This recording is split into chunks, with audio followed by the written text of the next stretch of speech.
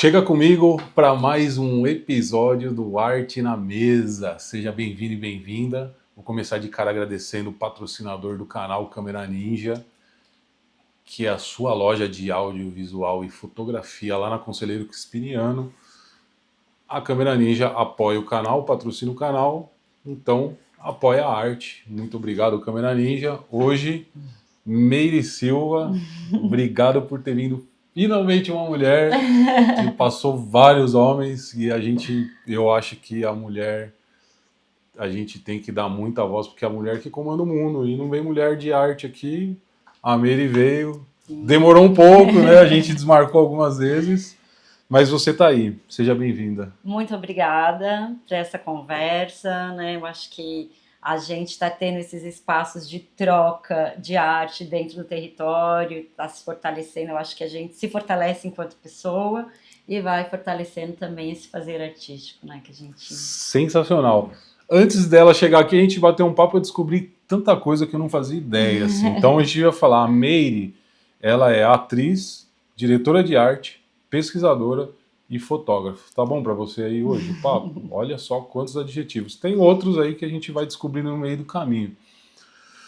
Meire, se apresenta, conta pra galera como que entrou essa história da arte na sua vida. Então, a arte para mim ela chega muito cedo na minha vida. Eu descubro o teatro quando eu tinha uns 12, 13 anos de idade, na escola mesmo, assim, né? Com uma atividade da Tá. escola, com os colegas da escola. Aí a gente montou uma peça de teatro que fazia parte da atividade escolar, sem nenhuma técnica, sem nenhum recurso, sem nunca nem ter visto teatro na vida, né? Porque a gente está falando de uma escola pública na periferia, lá na região do Boi-mirim, ali no Parque do Lago. E aí essa professora, a professora Deise, que era a nossa professora, ela adorou o que a gente fez a gente apresentar para todos os turnos da escola e nos deu o ingresso para a gente assistir uma peça de teatro no SESI, lá na Paulista. Que legal. A gente não tinha noção do que era teatro, a gente imagina, né, sair lá do Capão e ir pro teatro. Isso mais ou menos que ano? A gente tinha uns 14 anos, a gente estava acho que na 7ª, 8ª série ali. Então foi uma descoberta incrível. Foi uma descoberta incrível. E aí eu cheguei no Teatro do SESI pela primeira vez, aí eu assisti uma tragédia grega, né? Assembleia de Mulheres. E aquilo para mim, assim, ó, foi amor à primeira vista, porque eu falei, o que é isso? Eu quero aprender a fazer isso, eu quero fazer isso. Então, aí a partir disso eu comecei a procurar, né, aulas de teatro, fazer aulas de teatro, e aí tinha a Casa de Cultura em Santo Amaro, que tinha uma oficina de teatro. E aí eu fui, fiz a oficina inteira, a gente fez montagem, e aquilo ali para mim foi uma coisa incrível, né? E eu queria continuar seguindo, estudando teatro. E aí, aqui em São Paulo, a gente não tinha as opções que a gente tem hoje de CEL, de várias oficinas de arte dentro do território. E aí eu falei pra minha família, olha, eu quero fazer teatro. Aí eles, o que é isso, né? Onde você tá tirando essa ideia? Como é que você vai ganhar dinheiro? Como que você vai fazer? E tal, e ficaram super receosos de investir em mim nesse aspecto. Então, o que eu fui fazer? Eu fui trabalhar. Então, eu fui trabalhar e aí, com o trabalho, eu conseguia pagar o curso. Então, eu fazia o ensino médio, trabalhava e já fazia aulas de teatro. Então, começou daí essa minha paixão com teatro. Quando terminou esse curso, eu terminei o ensino médio, eu falei, eu acho que isso aqui não é suficiente para mim, em relação ao conhecimento. Eu queria mais. Então, aí eu fui fazer uma faculdade, né? Que foi de artes cênicas. Aí eu comecei numa faculdade particular aqui em São Paulo e foi quando eu fiz o vestibular para passar numa universidade pública para estudar teatro. E eu passei. Só que não foi aqui em São Paulo, foi lá em Florianópolis, na UDESC, no Centro de Arte da UDESC, e foi quando eu mudei a minha vida radicalmente, porque eu saí do território, larguei o trampo, deixei a família, deixei os amigos e fui viver esse processo da universidade, né? Onde eu fiz todo o meu processo de formação em teatro, né? Fiz a minha licenciatura, dei aulas muitos anos, Sou cofundadora da Em Companhia de Mulheres, um coletivo de pesquisa teatral feminista. Como? Volta. Companhia. Em Companhia de Mulheres. Sim. É um coletivo de pesquisa teatral feminista. Tá ativo esse coletivo? Tá. A gente está um pouco em pausa porque eu estou em São Paulo e o coletivo está lá em Floripa, então a gente está nesse processo de renegociar como que a gente vai estar atuando. E não rola fazer um braço dele aqui? Rola super, é o que a gente mais quer, mas antes de eu fazer esse braço eu tenho que organizar lá com as pessoas lá a estrutura disso, né, para que a gente possa fazer um desmembramento e eu aqui em São Paulo continuar, né, trazendo esse repertório, esse currículo para continuar fazendo as produções. E aí dentro desse processo de formação da companhia de teatros, acho que é importante dizer que quando a gente monta a companhia de teatro, somos todas educadoras, então a gente já tinha bastante essa preocupação em estar trabalhando a arte como em si educação, né? Então a gente trabalhou, a gente construiu essas peças, muitas vezes que a gente levava as escolas ou ia para as escolas para poder fazer diálogos, para poder apresentar, e a gente está falando de 2012, onde toda essa questão da agenda feminista aqui no Brasil ainda estava começando a ser fomentada, né? Que bom que hoje a gente já tem isso muito mais firmado dentro da consciência, né, da nossa sociedade. Mas a gente está lá ainda sendo chamadas de demodê. A gente falou, não, a gente não é demodê, a gente sabe o que a gente quer e quais os princípios que a gente tem e por que a gente está fazendo isso com essa companhia de teatro. Deixa eu fazer só um parênteses. Faça. Você acha que a mulher, disso que você acabou de falar, você acha que a mulher ela tem dificuldade, rola preconceito dentro da arte, a mulher artista? Eu não tenho dúvida sobre isso. Porque se a gente olhar para a própria história da arte, em diferentes linguagens, seja no teatro, seja na música, nas artes visuais, durante muito tempo essas histórias foram invisibilizadas. Essas histórias. Homem. Exato. Se a gente olhar os textos clássicos, a produção dos livros de história, os cânones são só nomes de homens. As mulheres, elas estavam só nas figuras que eram pintadas, né? Exato, como modelos, e as que pintavam, as que produziam, estavam invisibilizadas, não eram tratadas como artistas, eram tratadas como, é um passatempo, né, não eram consideradas, né? Eu acho que aí, a partir disso, quando eu for para o meu mestrado, que aí foi quando eu aprofundei, desde o meu TCC, eu já comecei a estudar o que era esse teatro feminista, né? E quando eu vou no meu mestrado, eu aprofundo, porque eu falo, se existem os pais de teatro, que é os que estão na história canônica, cadê as mães? Sim. E aí eu vou investigar, e tem várias. Elas só não estavam tendo visibilidade nem relevo, mas elas estavam todas atuando em todas as áreas. Sim. Né? Então eu acho que esse patriarcado, né, que aí a gente coloca esse patriarcado, europeu, que é o que nos coloniza aqui nas Américas, o que ele tem, né? A mulher é o que dentro dessa lógica? Vamos falar dentro dessa lógica cristã, que é o que chega, né? Como processo colonizador. Ela é para reprodução. Sim. Ela só serve para reprodução e cuidar do lar. Então, as mulheres que fogem dessa lógica, que eu creio que até hoje a gente ainda tem muitas barreiras para ser reconquistado. Eu acho que a gente já conseguiu avançar, mas eu acho que ainda tem muita coisa a ser feita. Principalmente, eu acho que trazer muita consciência disso para muitas mulheres, porque, infelizmente, tem muitas mulheres que fazem a manutenção do patriarcado ainda, né? Eu acho que os próprios homens, nesse momento, estão começando também... Eu acho que pelo momento histórico mesmo, entendeu? Que não tem mais como volta atrás, também vão ter que se rever. E eu acho que alguns já estão começando a se rever. Só uma situação, essa semana eu tive uma conversa com uns amigos, e aí a gente estava conversando sobre a cultura hip hop nos anos 90. Sim. Né? E aí eu acabei dizendo, para mim foi muito difícil, porque eu já sabia que ali era um espaço que eu ia sofrer muito, né? Sim. Preconceito, possíveis violências e tal.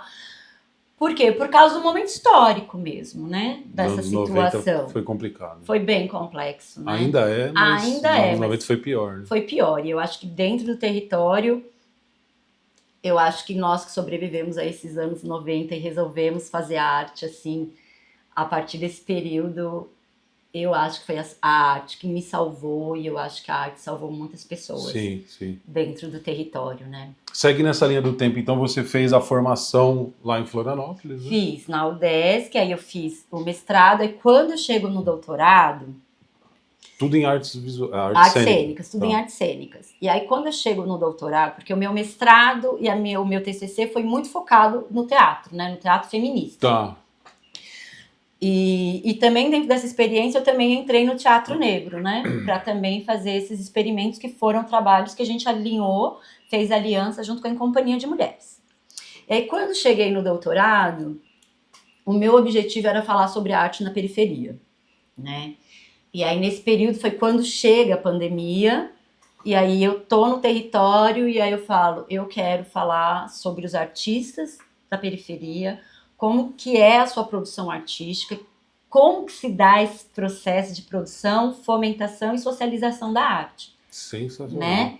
E aí dentro disso eu trouxe, da minha pesquisa, eu trouxe um conceito que é do Tiaraju Pablo, que é um filósofo daqui, da periferia, lá da Zona Norte, Tá. que ele vai organizar esse conceito de sujeitas e sujeitos periféricos. Certo.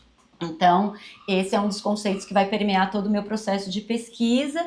E aí, quando eu vou realizar a pesquisa, eu penso, eu não quero falar em nome das pessoas, eu não quero falar em nome do Leandro, eu quero que o Leandro fale em nome dele. Sim. Então, aí foi quando eu fiz a minha opção por trazer o audiovisual, né? E aí Aí mudou tudo.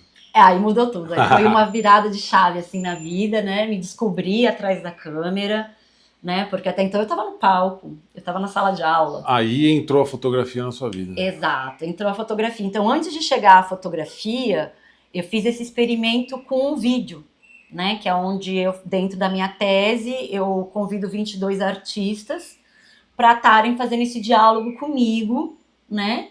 Para esse material ser parte da minha tese. Quem Então, escolheu os nomes, você? eu fui escolhendo as pessoas que estavam chegando, porque como eu fiquei muito tempo fora do território, voltar foi fazer um próprio reconhecimento do território. Então eu conversei com vários artistas de várias linguagens, das artes visuais, do audiovisual, da música, do grafite, né, os MCs, os DJs. Então eu comecei a conversar com essas pessoas, e as pessoas que toparam estar comigo, que eu agradeço imensamente, estão todas lá comigo nesse projeto do audiovisual.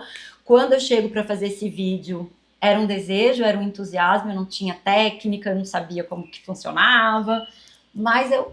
Você pegou uma câmera e filmou. Peguei uma câmera e filmei. Quanto tempo de material você Eu peguei 22 horas de material. Então, e aí eu também fiz a decupagem desse material, a primeira decupagem desse material, para poder fazer material de edição que eu ia entregar para a tese. Onde que você fez no Premiere? O que? O corte das... Então, eu não consegui fazer o corte. Quando eu fiz o primeiro corte, eu fiz na mão.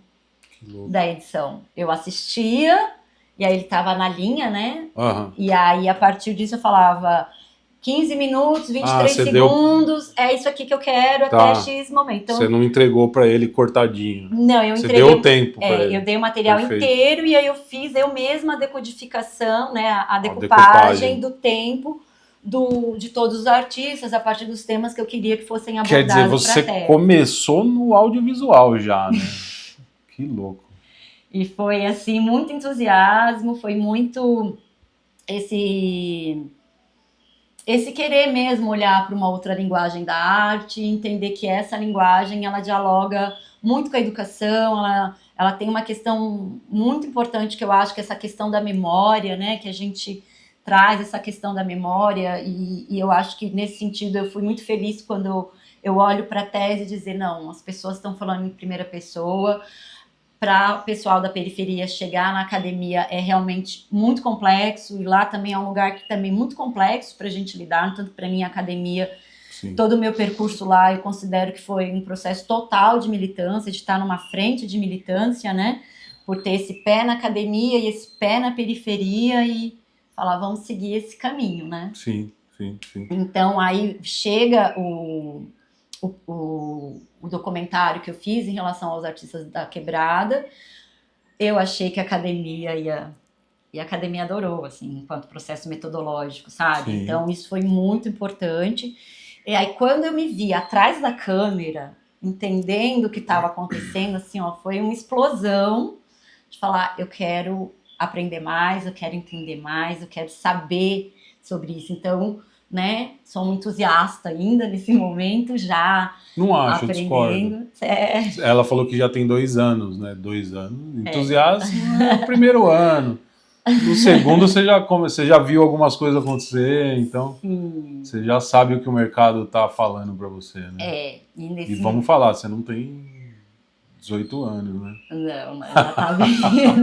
Não mesmo. Você não é entusiasta. Vamos. Então aí assim, aí tá rolando, né, nesse momento toda essa paixão pela fotografia. E aí foi uma das coisas que pra mim, quando eu comecei a filmar, e aí foi uma das dicas que eu recebi, falou, olha, eu acho que vai ser importante você entender bem a fotografia, para entender bem essa questão do enquadramento, essa questão da luminosidade, para que isso, a partir da fotografia que você faça esses estudos, você tá trazendo esses elementos para a filmagem, né? Porque a filmagem, até onde eu entendo, você me disse sim, tem todo esse momento a ver com a fotografia, né? Total. E aí é colocar esse processo A filmagem no movimento. nasce da fotografia, né? Não é? Então eu comecei pelo vídeo para poder fazer esse passo para fotografia. No momento eu tenho participado bastante assim de eventos artísticos dentro do território, que eu acho que no momento tá... Eu não sei se eu escolhi esse tema ou esse tema tá me escolhendo, mas é por onde eu tô caminhando, então eu tô conseguindo fazer registro de eventos e de artistas dentro do território, no palco, na rua, né? Então, nesse momento, o meu currículo de fotógrafa, ele está muito focado dentro desse universo do que é a arte dentro do território. Sim. Não que eu queira me limitar a isso, né? Eu acho que tem muitos outros campos que eu ainda preciso estar experimentando, mas até o momento, dentro desses 2 anos que eu estou experimentando a câmera, o meu olhar está bem focado dentro desses artistas do território até o momento. Me conta uma coisa, tá no YouTube esse documentário? Tá, o documentário tá, Qual que é o nome? Capão das Artes, Rastros Cartográficos em uma Periferia Sul Paulistana. Porque quando a gente tem que fazer um projeto de pesquisa, a gente tem que delimitar um tema. Eu não delimitei o meu tema em relação à linguagem artística, mas eu delimitei em relação ao território. Sensacional. Então, se a galera digitar lá Capão das Artes, acha, né? Acha, tá lá no YouTube. Depois você me manda o link, eu coloco na descrição aqui também. Mando sim esse material, porque ele também, ao meu ver, né, e o meu objetivo era justamente contar a nossa história por nós mesmos, né, que eu acho muito importante, a gente estar nesse espaço de diálogo, né, se posicionando e fazendo esse processo de reconhecimento de quem somos e aonde estamos, né? E o que eu penso, assim, em relação ali ao projeto que eu fiz é uma história que ou a gente conta ou ninguém conta. Ou ninguém conta. Ou se conta com um olhar de fora. E a minha proposta foi uma pesquisa cartográfica onde eu estou totalmente envolvida com a pesquisa e fazendo, né, essa contação da história das artes dentro do território. Qual que foi sua principal dificuldade nesse documentário? Eu acho que a minha maior dificuldade, primeira, eu acho que foi uma questão econômica, né? Porque... Fez tudo do bolso. Fiz tudo do bolso, né? Então aí foi a hora que eu tive que investir no meu equipamento, aí eu consegui investir, comprei a minha primeira câmera. E assim, em relação à captação de imagens, foi um estudo de campo, eu comigo mesma ali, nesses experimentos. É a melhor coisa. Que bom. É onde você mais aprende. Eu tô vivendo isso com audiovisual. Olha que legal. Porque eu falei, eu vou entrar pro audiovisual. Eu comecei a filmar. Óbvio, estudo, procuro profissionais que já estão na área, busco dialogar bastante, mas para mim eu sou muito autodidata. A fotografia foi isso para mim. Eu fui tudo errando, aprendendo, errando, acertando, errando, acertando, errando. E ainda erro pra caramba. Que bom, gente. Isso é um grande estímulo, né? Ouvir o Vira e mexe, sai um vídeo aí com algum probleminha técnico, mas então tem que produzir. a frase que me pega muito é o feito é melhor do que o perfeito. Né? Então eu tô fazendo, sabe assim? E não tá reprimindo isso, não, né? Tá de jeito expressando. nenhum, de jeito nenhum. Então isso para mim é um grande estímulo, gente. Se o Leandro tá se dando nesse processo de aprendizado no campus, para mim se torna um grande estímulo, né? Eu penso assim, né? Às vezes a gente deixa de evoluir. Eu já falei assim aqui, por exemplo, o projeto Originários eu fiz com uma Canon 80D. Muitas pessoas iam falar, não vou fazer com essa câmera, sabe assim, e deu no que deu. Equipamento é importante? É, mas o mais importante é você extrair o melhor do que você do seu equipamento que você tem na mão. Você sabendo o que ele pode te entregar de melhor, vai lá e faz, acabou. Até filmar. Você tá filmando hoje em dia? Olha, eu tenho feito só filmes curtos no celular. Faz com a câmera. Faz com a câmera. Vou começar a voltar para a câmera, porque eu comecei com ele. Aí eu entendi a importância de eu entender a fotografia para ir para o vídeo, mas eu acho que já está na hora de fazer uns novos experimentos. Você já tem essa expertise, né? Você foi e fez um documentário, sabe assim? Um documentário. Então, filma, velho. Não tem essa. Me conta uma coisa, assim... Qual que é a dificuldade? Porque, assim, vamos falar aqui um papo de gente grande, né, pessoal? As pessoas olham para você e classificam você como uma fotógrafa nova, certo? Certo. O que eu acho uma grande baboseira. Porque vamos falar de Vivian Maier. Vivian Maier era uma babá que fotografou a vida inteira e depois de morta acharam o material dela e hoje ela é um ícone, uma lenda da fotografia. Fica com essa informação. Sim, uma grande referência também, né? Tendo dito isso, você provavelmente deve ter dificuldades para conseguir alguns trabalhos, porque as pessoas falam, ela não tem equipamento, ela é nova na fotografia. Rola isso? Rola. Eu acho que rola, sim. Eu acho que quando a gente está começando numa profissão nova, porque, né, assim, eu sempre fiz teatro, sempre trabalhei com educação, sempre trabalhei com pesquisa, então é uma nova profissão, né? Então chegar nessa altura do campeonato, da minha idade, e estar fazendo esse processo de estar olhando para uma outra profissão nesse momento, eu acho que, assim, existem, infelizmente, em todas as áreas, núcleos fechados, né? Então, às vezes, você conseguir entrar nesses núcleos é um pouco complexo, né? Eu acho que é bastante complexo isso. E hoje, quando eu olho para o mercado e eu vejo que tem pessoas com um trabalho super evoluído, né? Com técnicas muito já apuradas, eu ainda me sinto, tipo, olha, eu tenho um processo de aprendizado, né? Mas eu já tenho qualidade no meu trabalho. Eu digo qualidade porque é o retorno que eu tenho dos artistas que eu entrego os materiais, né? Sim. Então, o que eu vejo hoje, assim, é que é bastante complexo, assim, a gente está começando numa profissão nova. Eu acho que esse fato de... Eu não sei se só o fato de ser mulher, mas eu acho que tem lugares que as prioridades ainda não estão, né? Para que eu possa estar entrando dentro, né? Mais firmemente desse trabalho.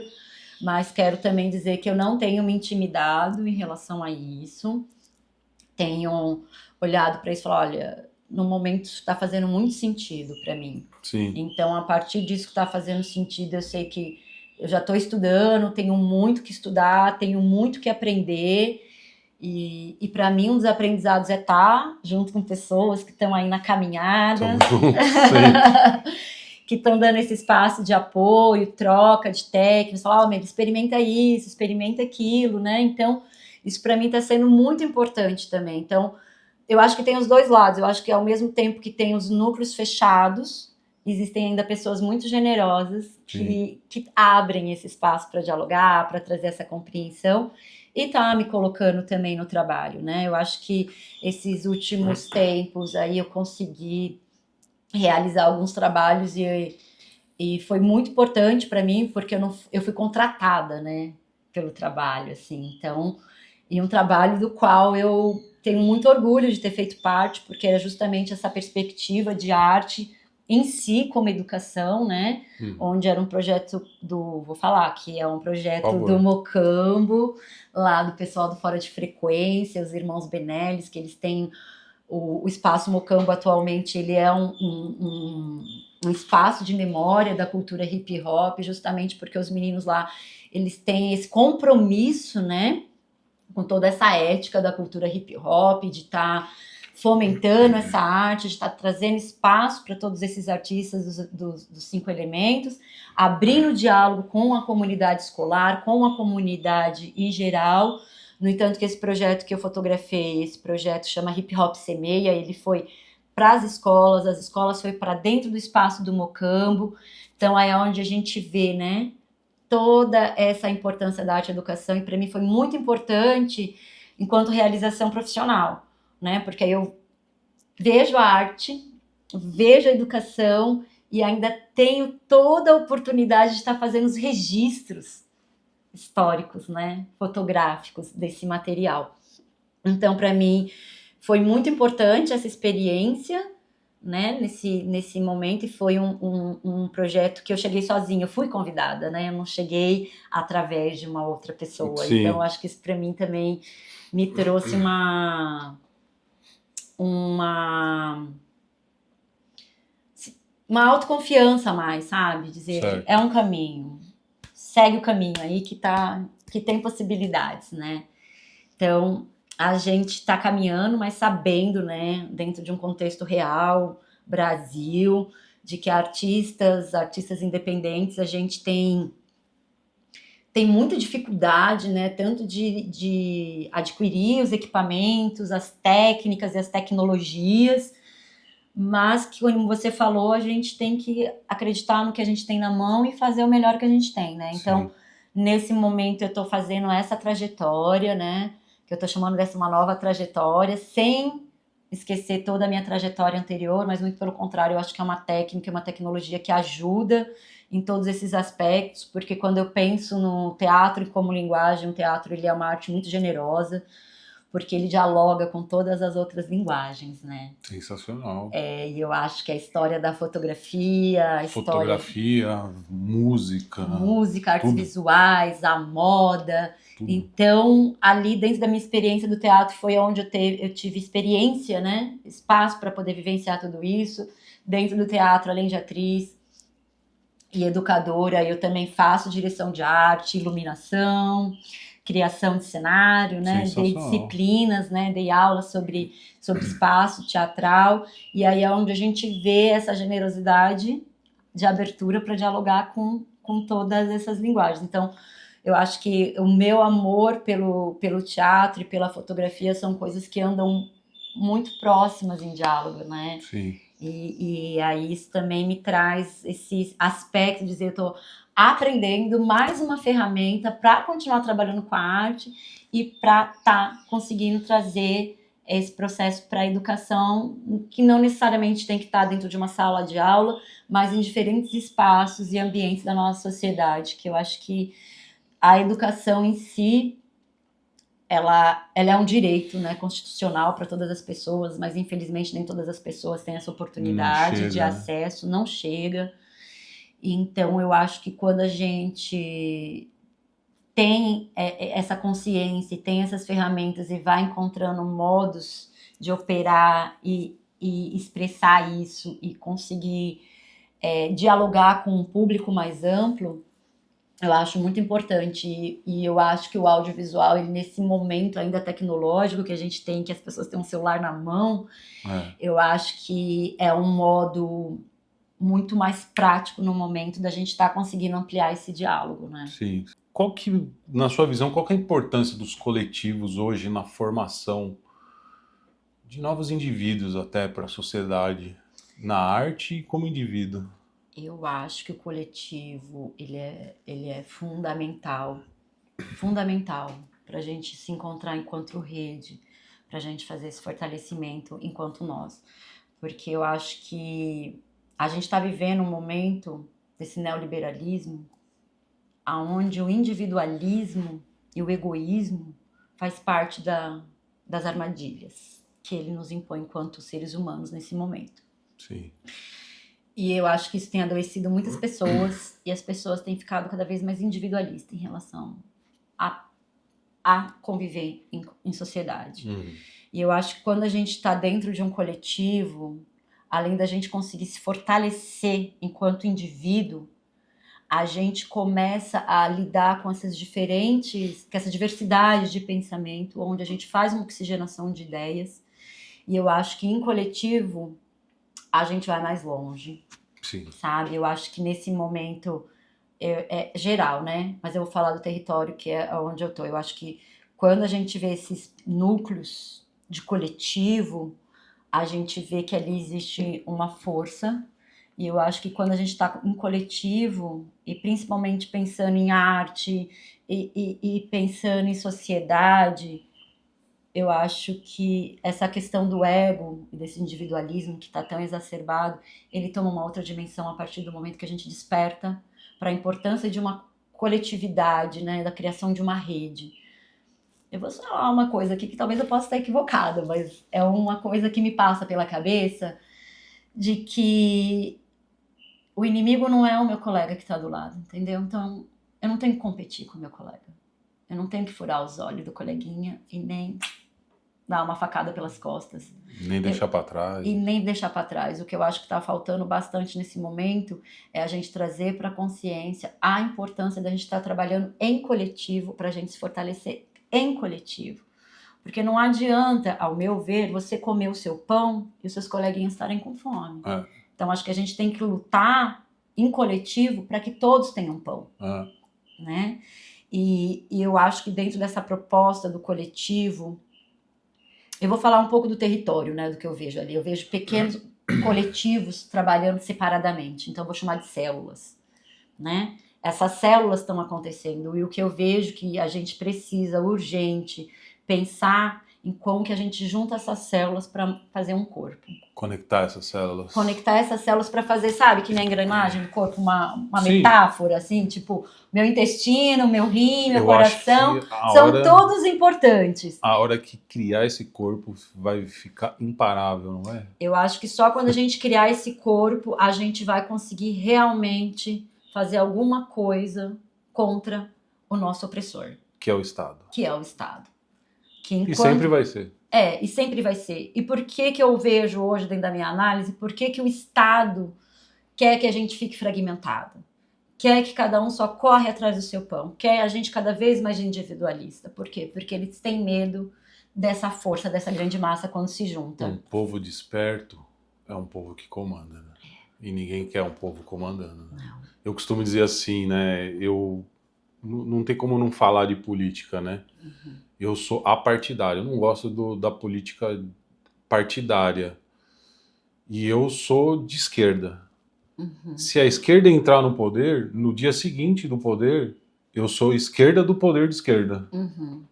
Eu sou contra todo mundo que está lá no poder, porque nunca foi pro povo, sempre foi pro bolso deles. Sim. E aí, pegando esse gancho aí, eu acho que a gente tem que pensar num processo de uma linha histórica do nosso país, que a gente foi colonizados. E dentro desse processo de colonização, sempre existiu essa hierarquia em relação ao poder.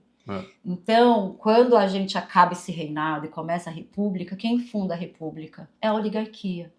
E quem é que comanda a oligarquia? Nunca foi o povo. Nunca foi o povo. Entendeu? Então, sempre foi uma opressão em relação ao povo.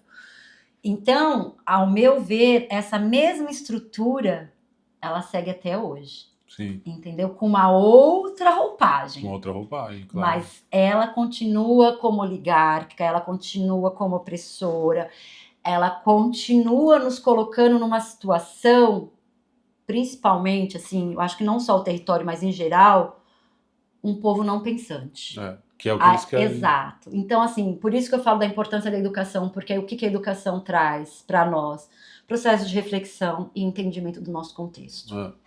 Que eu acho que isso está faltando muito ainda em geral, dentro da nossa, vou chamar de a grande massa da nossa população. Porque eu acho que a partir do momento que as pessoas começarem a pensarem, entenderem os seus contextos, eu acho que aí sim a gente vai conseguir fazer uma transformação.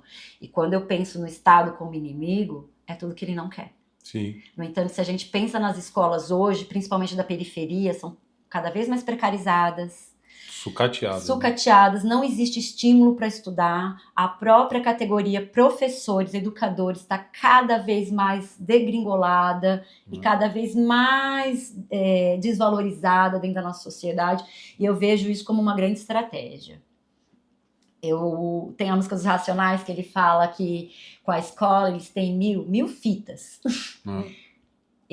Depois que eu entrei como professora, como docente, né, uma trabalhadora do chão da sala de aula, eu comecei a ter 10.000 fitas com a escola.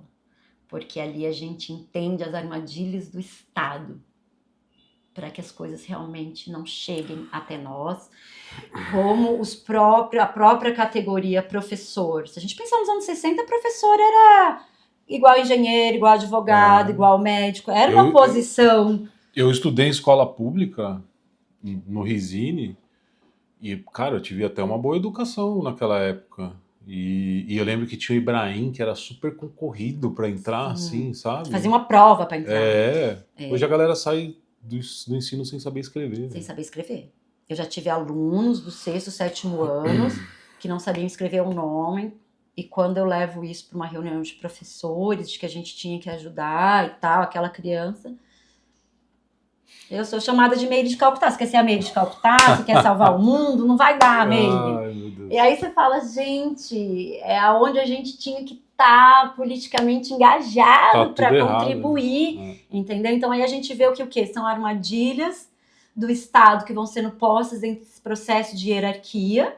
E aí quando a gente chega no estudante... O professor está cansado. O professor hoje tem que dar 60 horas aula. E ainda tem que torcer para não apanhar na sala de aula. Ainda tem que torcer para não apanhar em sala de aula, para não sofrer, porque além de toda essa violência que o Estado está colocando sobre o profissional da educação, a gente está lidando com um contexto onde as pessoas estão tão desesperadas e a violência se torna uma mercadoria.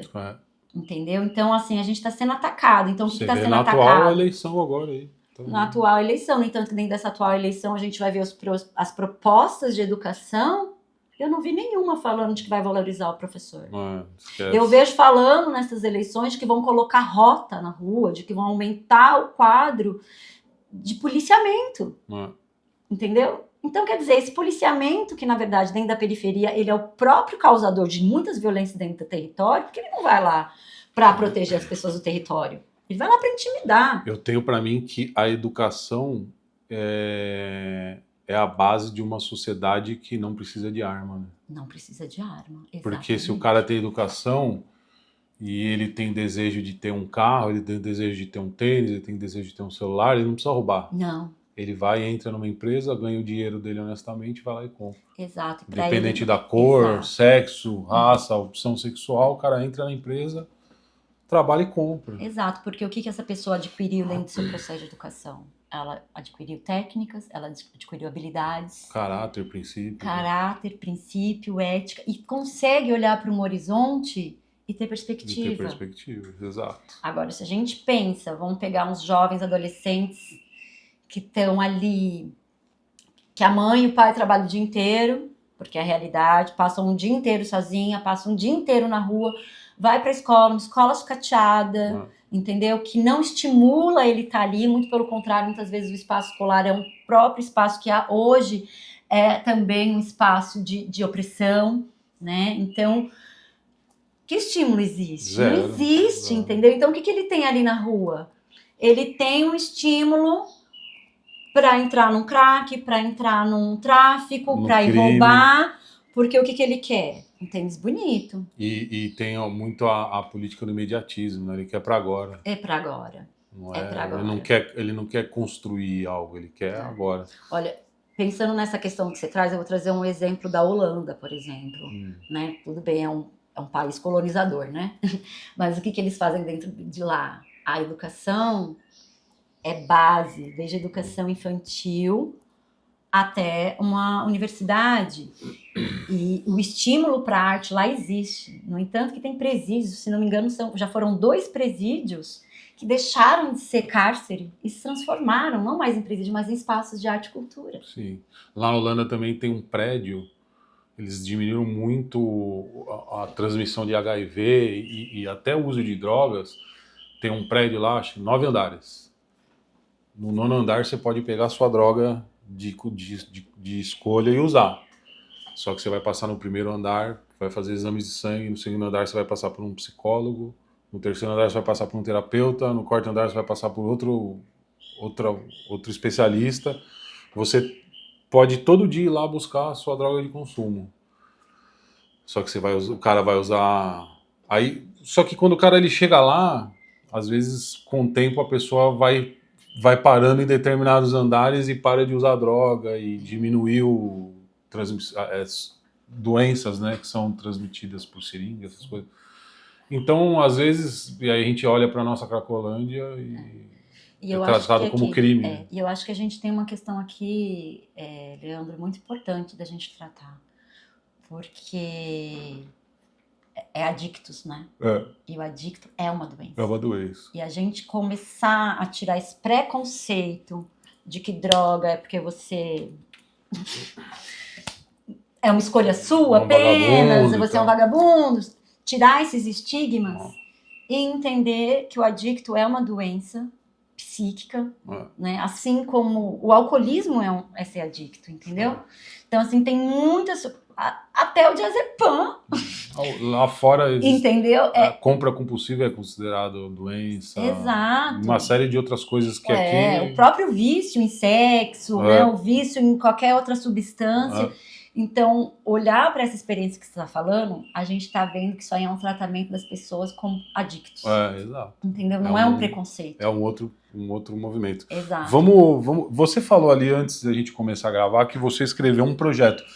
Você escreve projetos? Sim. Conta mais. Sim, vou contar. Primeiro que assim, quando eu tinha a companhia, né, quando nasce a Companhia de Mulheres, a gente começa a estudar políticas públicas, a olhar para os editais, para poder conseguir fomentar todo esse trabalho que a gente queria em relação a manter um teatro feminista, educativo e que circulasse em diferentes espaços. Então, aí quando eu volto para São Paulo, que eu estou fazendo a minha pesquisa que eu te falei, no doutorado, Sim. Quando eu chego aqui no meio da pandemia, que eu começo a conversar com os artistas, aí foi quando teve uma virada de chave, que aí eu falei para um artista, eu quero escrever um artigo sobre o teu trabalho, que é o artigo que eu tinha que entregar para a disciplina, né, que eu fazia na pós. Ele olhou para mim e falou, você escreve? Eu falei, escrevo. Ele falou, eu não preciso de um artigo, não, eu preciso de um projeto. E tava tendo o Aldir Blanc, né? Emergencial aberto. Eu, uau!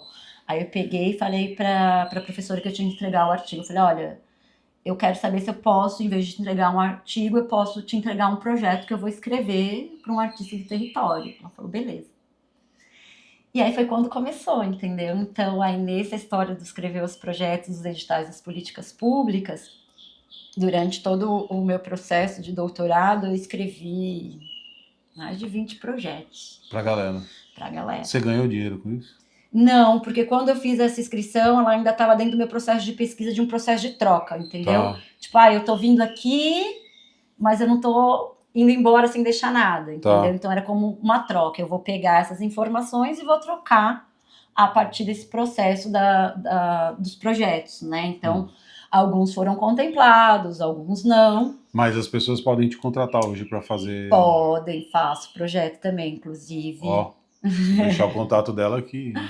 Para a gente poder escrever projetos, principalmente pensando nas políticas públicas. As políticas públicas para arte e para cultura também é um dos capítulos da minha tese, né, onde eu faço um histórico de como começa esse processo de políticas públicas para a cultura aqui no Brasil, e aí depois foco aqui em São Paulo, tanto as municipais quanto as estaduais.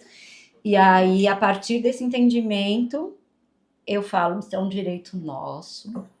A gente tem que buscar o que é nosso. Tem que buscar. e fazer todo esse processo de construção, né, Sim. do nosso próprio direito. Você, pensando assim, em questão... Vamos voltar um pouco para a fotografia, vai. Eu venho da época do analógico, né? Você percebeu aqui, né? Sim, lindas. Essa aqui tá com filme. Lindas. Eu venho da época que tinha os clubes de fotografia. E esses clubes eram um espaço similar aos coletivos de hoje, onde as pessoas trocavam informações, assim. Você acha que... E aí, eu como venho desse ambiente, e nesse ambiente se falava muito em projeto autoral, e aí eu demoro 25 anos para ter o meu primeiro projeto autoral, que foi Originários. Você pensa em fazer um projeto autoral de fotografia? Você já está fazendo? Você nem olha para isso? Eu olho muito para isso, né? E eu acho que isso é fundamental, sabe? Da gente poder pensar dentro... porque como eu venho do teatro e lá tudo é grupo, é coletivo, a gente decide isso em coletivo, e isso é muito importante. Eu acho que isso me ajudou a me formar muito, Sim. Né? Tanto como educadora como uma cidadã do mundo. Hoje eu olho para a fotografia e vejo a importância de a gente cada vez mais estar se fortalecendo como rede dentro dessa linguagem, né? Porque eu acho que dentro dessa linguagem ela tem tanto essa questão mercadológica, corporativa, e como ela também tem essa questão artística, né? Então, não que uma anule a outra, são só perspectivas diferentes. E eu acho que quando a gente olha hoje para a fotografia e vê essa proposta de coletivo, eu acho incrível. Eu acabei de ver uma exposição chamada Memórias e Afetos, e é um projeto que é um coletivo de fotógrafas e fotógrafos. É um projeto autoral de um coletivo. De um coletivo. Então tem a fotografia de todas as pessoas, a curadoria realizada e uma exposição coletiva. Aquilo, eu falo, gente, é muito potente. Sim. Sabe? É muito potente. E eu escrevi um projeto de audiovisual, né? Eu escrevi para o PROAC, né? E que foi a adaptação da minha tese para esse projeto. E a gente conseguiu a aprovação aí por uma questão de documentação, porque eu tinha ganhado uma multa de trânsito. que eu achei que isso não ia implicar em nada, entendeu? Na verdade, não foi a multa, ela deve ter, você não devia ter conhecimento da multa, ela foi para minhas negativas, e aí quando eu fui pagar, aí tinha um tempo para ela poder ser validada, e aí eu mandei o e-mail pro projeto, e eles falaram, não, é hoje o dia que tinha que estar liberado, se não tiver liberado, você tá fora. Ela foi para dívida ativa, né? Foi. Então, pra gente poder pensar até nessas questões das políticas públicas... O que é vamos fazer uma pausa. Isso. O que é um absurdo, né, amigo? Porque aí ela ganhar o dinheiro e ia pagar a multa. Pô, não você tem percebe nem absurdo? Assim? Você não pode dever para mim para eu te dar o dinheiro, mas o Estado pode dever para você. Pode. Como? Com buraco na rua, sim, com educação faltando, com saúde precária. Com saúde precária. O Estado está devendo para a gente. Tá devendo pra Ele gente. pode dever pra gente não pode dever o Estado para receber o dinheiro dele. Exato. Você percebe que absurdo colossal que é? E foi um absurdo, porque esse projeto, ele já tinha dentro dele essa questão de um coletivo de audiovisual. E dentro desse projeto também tinha a gente também se munir de equipamentos. E também dentro desse projeto estava eu pegar esse documentário sobre os artistas do território e conseguir aprofundar ele de um modo muito mais artístico, né? Aí, se você fosse lá dentro do Detran e pagasse um dinheiro para alguém, a baixa ia ser imediata. Quer dizer, se você colocasse uma propina lá na mão de alguém... Eu estou falando porque eu trabalhei no ramo de carros. Sim. E eu precisei baixar uma multa de um dia para o outro. Eu dei um dinheiro lá dentro. Né, o dono da loja falou, dá um jeito. Aí eu descobri que tinha um jeito. Um jeitinho brasileiro. Né? Eu nem sabia desse jeitinho brasileiro. Quando eu recebi aquela multa, eu até desconhecia dela, né? E aí, quando você paga, você tem um tempo, né? Tipo, acho que uma semana, mais ou menos, para poder ser liberado a certidão negativa. Sim. E aí, a regra do edital falou, não, a gente não pode esperar. Exato. É hoje que tem que estar liberado, que tem que estar ok, senão você tá fora. Eu me inscrevi em edital que até hoje não saiu a resposta. Você acredita? Acredito. Eu acredito. Então, assim... tem muita burocracia, é bastante complexo, mas eu acho que a gente não tem que deixar de ir. E mais uma coisa que eu vou falar em relação à questão dos editais, em relação às políticas públicas para a cultura, eu acho que esses editais é um band-aid na sangria, né?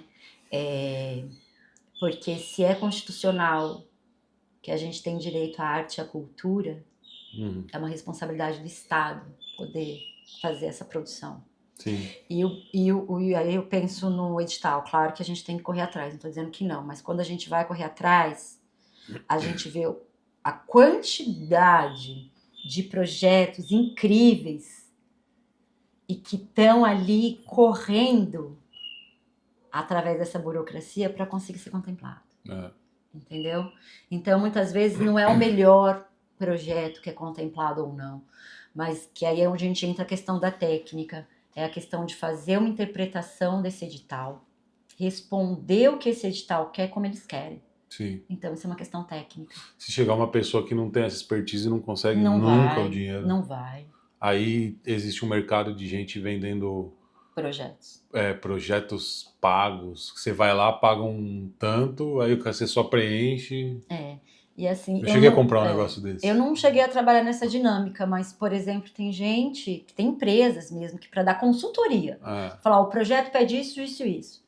Eles cobram tipo 300, 400 reais por hora. Não, escuta. Só para te dar consultoria. Para escrever o seu projeto, ele vai ficar com 25, 30% do seu projeto. É legal falar, eu já falei isso em outros episódios, eu tenho um projeto aprovado na Lei Rouanet, 5.700.000. Eu tenho que captar 20%, dá 1.170.000 e poucos. Só que eu não tenho acesso. E aí o que choveu de gente falando que é empresa captadora na minha frente, você não tem noção. Aí, para essa empresa captar 1.170.000, ela vai receber extra o que está aprovado, um percentual que dá quase 1 milhão, dá 900 e tantos mil. Aí o cara vira e fala para mim, só que para eu começar a trabalhar para você, eu vou te cobrar 1.200. Aí eu olho para esse cara, eu falo, esse cara não vai captar para mim. Ele vai pegar os meus 1.200, me enrolar 3 meses e falar, não conseguiu a captação. Porque ele fala que não é garantido. Mas se o cara ele tem uma comissão do próprio projeto no qual ele vai ganhar quase 1 milhão, qual que é a lógica desse cara me cobrar 1.200 reais? É uma questão bastante absurda isso. Você entende? Claro. Assim? Então vira uma dinâmica que eu acredito que até as pessoas que estão lá dentro possuem essas empresas. Sim. E aí sai atirando, porque os caras, sempre na época que abre os editais, começa a chover nas minhas redes sociais propaganda disso, sabe? E eu vou te dizer uma coisa, eu tenho muitos questionamentos sobre a questão da lei da renúncia fiscal. Sim. Porque a lei da renúncia fiscal é justamente tirar essa responsabilidade do Estado e passar adiante. Quando, na verdade, ao meu ver, toda essa coleta dessa percentual, desse dinheiro que entra, já tinha que ser direcionado para tantos projetos. Sim. Você não tem que fazer essa captação, porque é um direito. E outra, tipo assim, eu tô lá com um projeto, um mega projeto que nesse meu projeto eu vou envolver vários outros artistas. Então não é um projeto para mim. Sim. É um projeto para a sociedade e para outros artistas se destacarem. Sim. Aí se você pega um Gustavo Lima, sei lá, desculpa aí quem gosta de Gustavo Lima, qualquer outro, sei lá, Ivete Sangalo. Ela bate numa empresa, pega o dinheiro e vai embora. Vai, por quê? Porque é a questão da fama. A gente já teve várias notícias sobre isso, assim. Você é global, você tá no hype, então eu vou te patrocinar. Entendeu? Então eu te dou toda a grana que você precisa. Os 5 milhões, toma aqui. Entendeu? E aí o que acontece? Essa grana também não é distribuída. E a gente que tá aqui no artista independente, no território, a gente não consegue acessar. Não acessa. Então, assim, mais uma questão da lei da renúncia fiscal que eu vejo é que muitas vezes quando você consegue a pessoa que vai pagar o teu projeto, seu projeto acaba virando uma propaganda. Vira um produto. Um produto. Ou você se enquadra ou ele não vai pôr dinheiro. Exato, e eu já vi várias pessoas tendo que adaptar projeto para isso. Inclusive, uma vez eu tive que fazer isso. A gente tinha um projeto, era de teatro, a gente estava circulando, aí o patrocinador falou, vocês têm que falar da gente. E no meio da peça, do nada e do além, a gente tinha que fazer um distanciamento para inserir uma cena, para fazer a propaganda entendeu?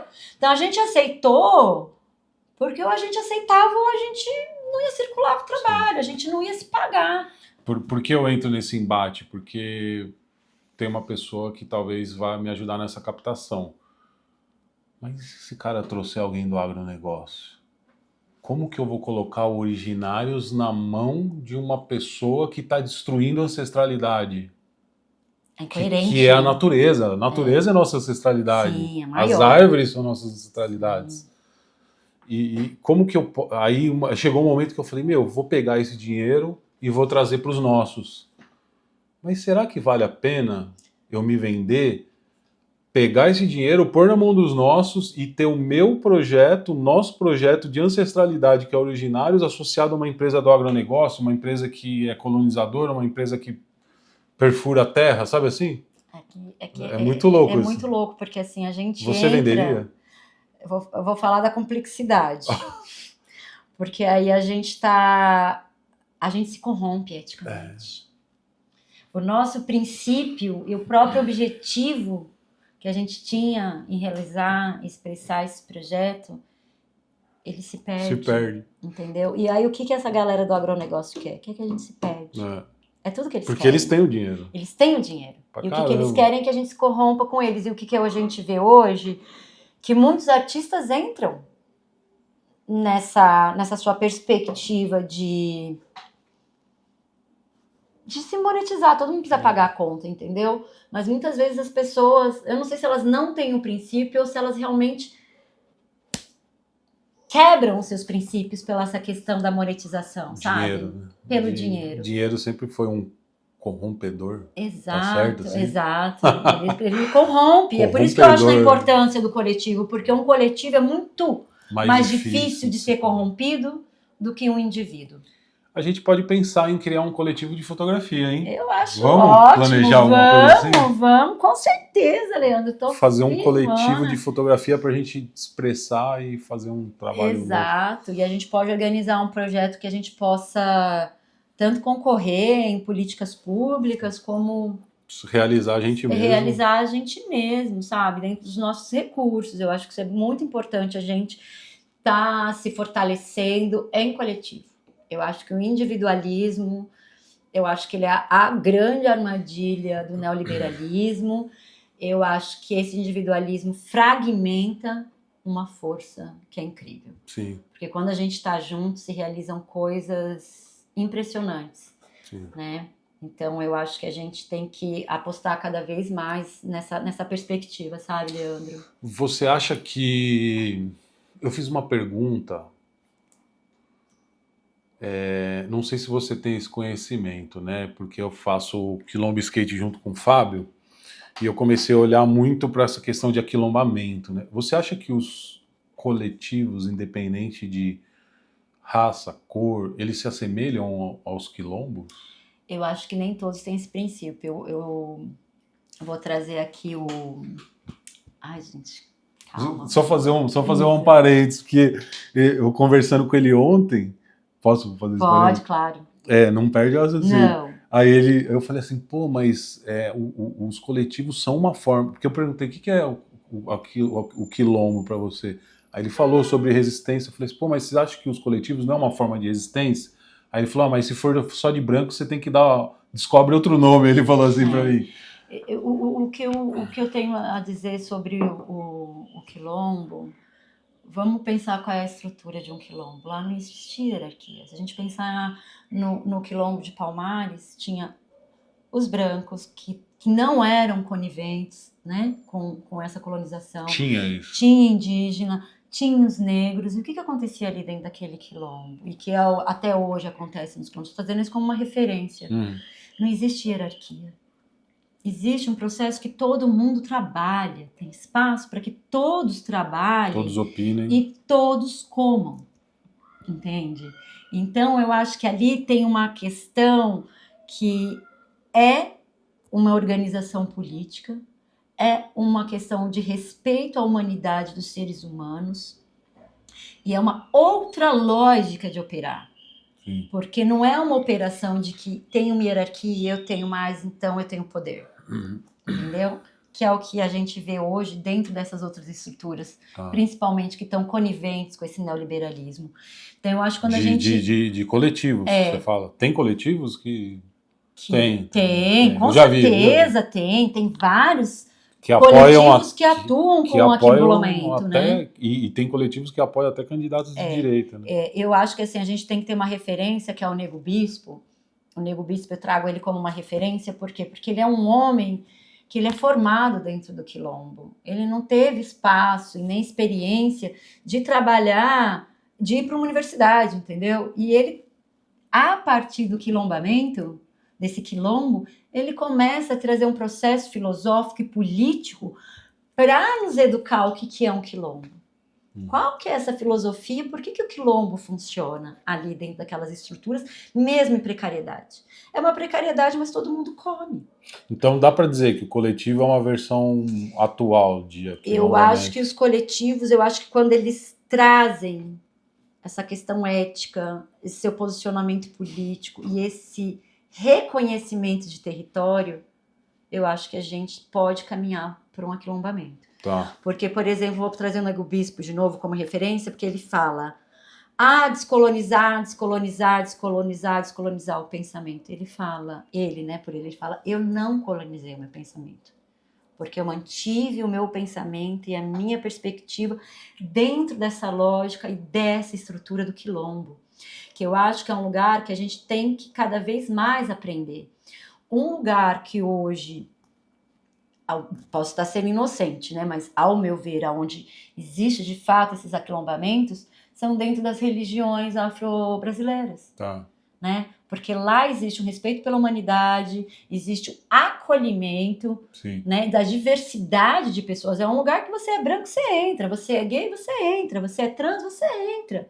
Entendeu? Não tem isso. Então ali é onde eu vejo, e a própria valorização da própria cultura, né, mantendo os seus princípios. Então eu acho que a gente tem muito que aprender para de fato conseguir organizar os nossos coletivos dentro de uma perspectiva de aquilombamento. E transformar eles num corpo. Exato. E quando a gente conseguir isso, aí eu acho que a gente vai estar a um passo à frente de poder conseguir fazer alguma transformação real na nossa sociedade. Né? Uma transformação maior.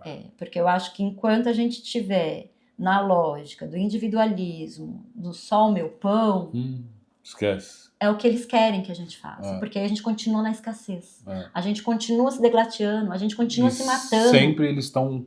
A indústria está sempre criando coisas novas para a gente viver na sensação de escassez. Aí os caras lançam um desse aqui, porque esse aqui é o melhor, e aí você quer aquele, e aí você tem a sensação de escassez, e aí você vai atrás, aí você fica nessa lógica. Naquela lógica do... Quem mexeu no meu queijo, né? Exato, de um consumismo exacerbado. Você fica naquela roda. Assim. E além disso, um estímulo a um consumo exacerbado, um consumo que a gente não tem. Por exemplo, se a gente pensar nesse celular, como você traz, é obsoleto. Daqui a pouco, 2, 3 anos, ele morre. Entendeu? Ele não consegue mais nem atualizar. Ele não consegue nem atualizar. Então, eu acho que isso traz um grande estímulo ao consumismo. A gente fica escravo desse consumismo. A gente não, tá?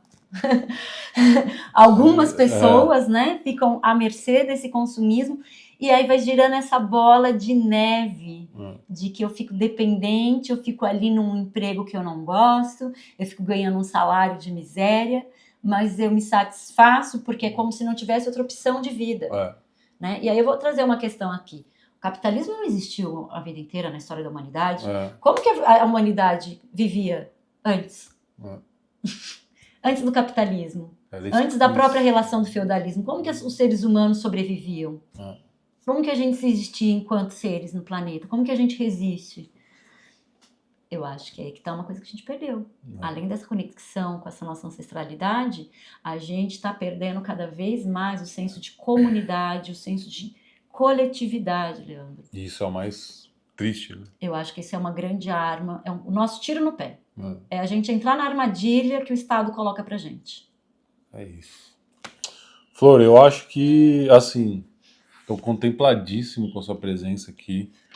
Já que você, dessas 22 pessoas, Pera tudo aí, não vai embora. Não. Dessas 22 pessoas, quantas eram mulheres? Foram bem poucas que eu consegui, eu acho que foram 4 mulheres. Indica uma mulherada pra vir aqui. Indico. E se eu pudesse, esse programa seria só pra mulheres. A gente pode fazer uma seleção, eu tenho algumas. Solta os nomes, pelo amor de Deus. Não aguento mais ver homem aqui. Eu acho que a gente tem pessoas dentro da música muito potentes, assim, tem uma guerreira, né, de guerreira pra guerreira, que é a Cris CMJ, que é uma pessoa que eu admiro muito o trabalho dela, muito a postura dela dentro do fazer artístico, é uma que não se entregou a essa mercadologia, mas mantém-se dentro desse princípio ideológico da cultura hip hop. Com todo respeito a todo mundo, é porque eu tenho a visão de que a mulher, dentro da sensibilidade dela, dentro do poder de criação dela, a gente precisa ouvir e aprender com elas aqui na mesa, cara. Exato, eu acho também, eu acho que tem pessoal da música, tem a Targino, tem a Krika, que são do grafite, né? Indica pra a nós. Neném Surreal também. E assim, vou te falar só um pouquinho da história da Neném Surreal, porque ela é uma mulher negra, LGBT, que sofre muito preconceito e a trajetória dela é incrível. Ela é uma das poucas mulheres negras que tá lá desde o picho. Sim. Entendeu? Então, assim, ela vai ter muita história para te contar do que foi viver esse picho até chegar nessa... Onde ela tá agora. Aonde ela tá agora, entendeu? Por quê? Porque é esse preconceito de mulher dentro de espaço que majoritariamente é masculino, né? Então, assim, é fechado, é preconceito. Então, eu acho que essas mulheres que estão hoje, que resistem e mantêm os seus princípios até hoje... Eu acho que é nelas que eu me espelho, sabe? E a Terra é um nome feminino. Gaia. A criação dos seres humanos só se dá por causa da mulher. Sim. E esse poder está com vocês. Muito obrigado. Não tenho nem como expressar a gratidão de você estar aqui. Vou agradecer quem ficou até aqui. Quero agradecer o Flavião, que fez essas canecas lindas. Lindas. Um brinde. Vou deixar o perfil do Flavião, quem quiser fazer uma caneca e outros brindes, tá convidado. Muito obrigado. Arte na Mesa todo domingo. Obrigado. Obrigada demais de coração de estar aqui trocando essa ideia tão importante, tão gostosa com você, né? Isso para mim também é muito estímulo também, né? Para eu continuar olhando para o audiovisual dentro mais dessa perspectiva também profissional. Vai pra cima com força. Então aí, ó. Tamo junto. Valeu, galera. Um beijo.